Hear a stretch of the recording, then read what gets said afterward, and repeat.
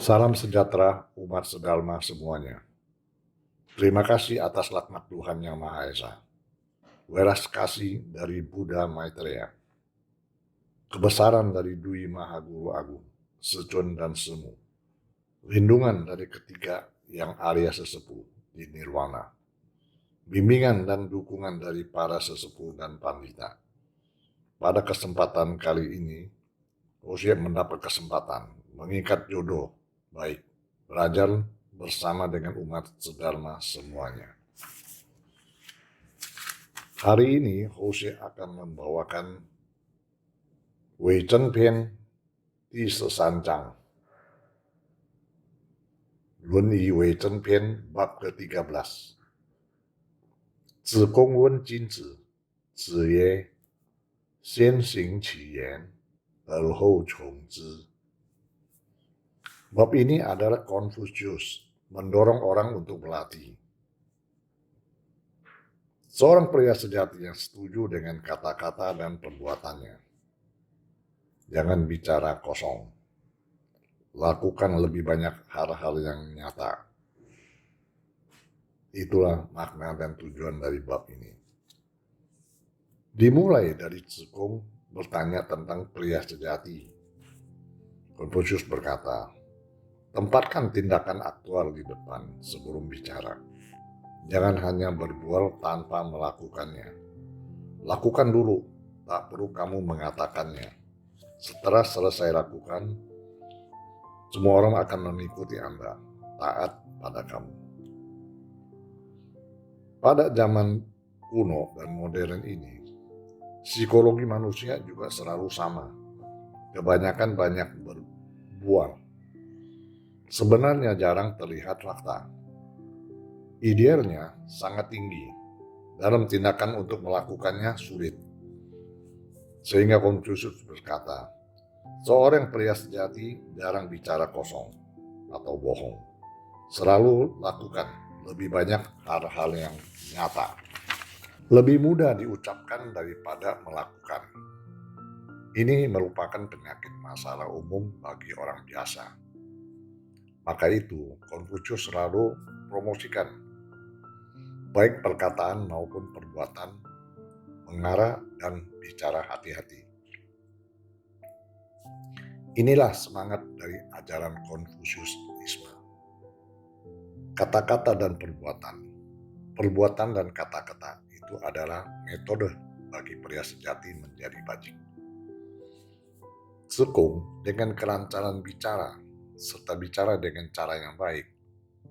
Perilaku menderita tidak bisa melakukan apa yang ingin dikatakan dan menunggu terjadinya kesalahan. Confucius selalu menasehati khusus dalam hal ini. Faktanya, senang mengatakan hal-hal yang indah, kurang waktu untuk praktek diri. Inilah sebagai tabu yang besar buat seorang yang membina tahu. Zikong dengan pandai kefasihannya tanya kepada Confucius, apa yang harus dilakukan lalu dapat menjadi pria sejati? Confucius beritahu, silakan berarti kata-kata Anda sendiri. Setelah diterapkan, saya akan mengatakan bisa melakukan hal yang sama. Barulah pria sejati yang sebenarnya. Sebenarnya ada 3 definisi pria sejati, yaitu 1. Terpelajar, 2. Berbakat, 3. Berbudi luhur. Ketiganya sudah dimiliki, baru disebut pria sejati. Pria sejati dan orang yang rendah kedudukan atau orang yang hina itu relatif. Sedangkan seorang penjahat dan orang yang rendah kedudukannya menghina, yang mana kemampuannya lebih baik? Apakah baik pengetahuan seorang yang terhina? Jawabannya sangat baik. Misalnya, pria sejati bersama seorang yang hina sama-sama diuji di istana kekaisaran. Pria sejati lulus ujian sebagai pejabat yang setia, jujur. Sedang orang yang hina lulus ujian, tapi menjadi pengkhianat, yang disebut juara pencuri. Jadi dikatakan terpelajar belum tentu pria sejati, berbakat belum tentu juga pria sejati, kecuali telah memiliki pengetahuan, bakat, moral, baru disebut pria sejati. Bermoral, berbudi luhur adalah yang paling fokus di antara 3 persyaratan tersebut. Pria sejati di masa dinasti Zhou Tiongkok pada awalnya adalah sebutan istilah korektif untuk bangsawan. Kemudian pada masa masyarakat feodal Sun Qiu ini menjadi istilah korektif untuk pejabat atau sarjana, artinya resmi disebut pria sejati. Orang biasa disebut orang yang kedudukannya lebih rendah. Definisi istilah ini memiliki titik balik karena percaya akan penjelasan Konfusius. Konfusius berpikir, pria sejati seharusnya tidak hanya mengacu pada bangsawan atau pejabat sarjana, tapi di bawah seorang suci, maha bijaksana, terdapat orang yang punya norma kesopanan. Dari dulu, definisi pria sejati menjadi orang dengan standar moral yang tinggi, menjadi sebuah konsep penting di dalam pemahaman Konfusianisme. Di atas adalah yang disebut pria sejati. Moralitas adalah norma pria sejati. Pria sejati berkonsentrasi pada pekerjaan yang mendasar selama fondasinya berdiri. Maka muncullah Tao. Bagaimana berkomitmen pada fundamental? Itu harus mengetahui dulu sisi kemampuannya.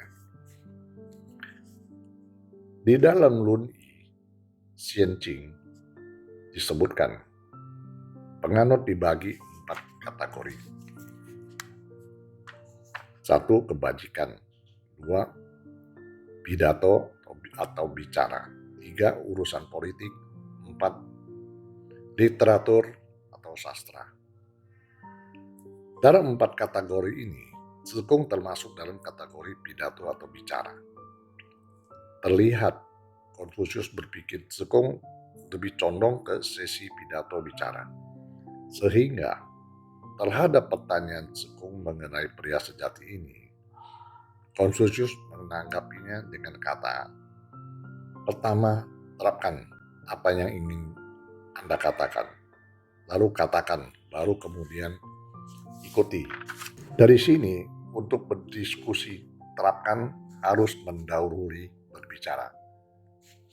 Pertanyaan sebelumnya, kata-kata dan perbuatan bagi pria sejati dalam membina pelaksanaan adalah suatu yang sangat penting. Bagaimanapun, manifestasi eksternal dari kata-kata atau perbuatan semua menyampaikan pikiran batin dan menjalani pembinaan.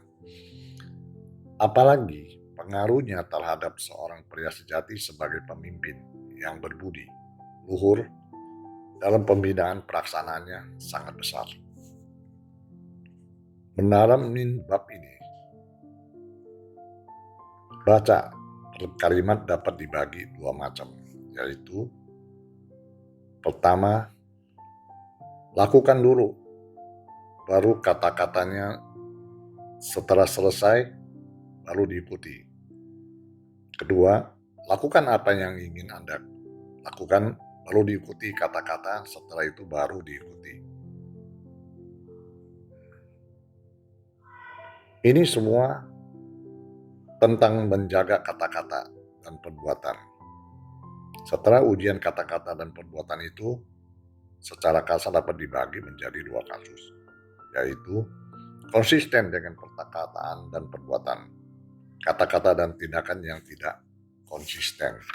Kalau konsisten dengan perkataan dan perbuatan adalah keadaan yang paling ideal. Tapi kata-kata yang diucapkan melalui bahasa, apakah itu bisa dipraktekkan, itu masalah lain. Karena kata-kata setelah diucapkan keluar, bahkan biarpun ingin menepati janji, namun seringkali karena ilusi ruang dan waktu tidak bisa terlaksana. Ini dapat dengan mudah menyebabkan hilangnya nilai kepercayaan. Sehingga terhadap masalah bahasa bicara ini, Konfusius ajukan tanggapannya. Konfusius berkata, langit tidak pernah bicara apa-apa. 4 musim tetap berjalan terus. Semua makhluk bertumbuh berkembang. Langit tak pernah bicara. Menurut ini, Konfusius mengedepankan tanpa kata-kata ini didasarkan pada langit tidak bicara apa-apa. Langit tidak bicara apa-apa melalui perputaran waktu 4 musim dan sesi tumbuh semua makhluk. Dari sini bisa jelas melakukan lebih penting daripada bicara. Ini juga bukti penting yang dimaksud pertanyaan Cekung mengenai pria sejati, yaitu pertama terapkan apa yang ingin Anda katakan, lalu katakan baru kemudian diikuti.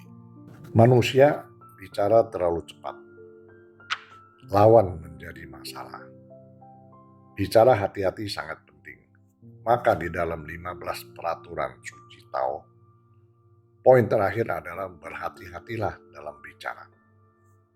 Seorang pembina pelaksana Tao perlu sering introspeksi diri. Karena bicara terlalu cepat, tidak perhitungkan perubahan selanjutnya. Tidak bisa berhati-hati dalam perkataan dan perbuatan, akan menyebabkan luka sesama pembina dan pelaksanaan Tao. Dan keharmonisan dalam wadah ketuhanan Tao terganggu karakternya sendiri.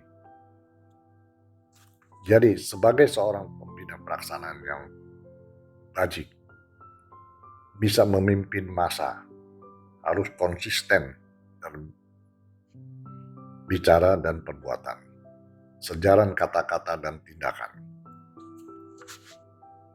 Tidak hanya perlu memiliki 3 definisi seorang pria sejati, yaitu terpelajar, berbakat, berbudi luhur. Masih halus, konsisten dengan perkataan dan perbuatan, serta perhatikan prakteknya juga.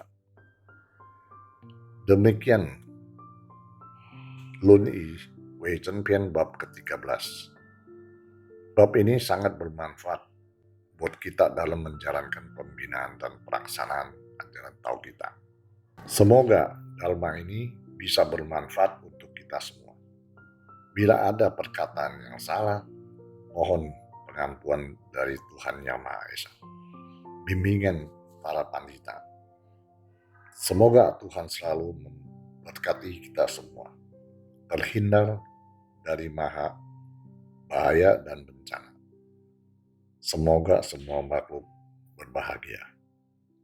Terima kasih.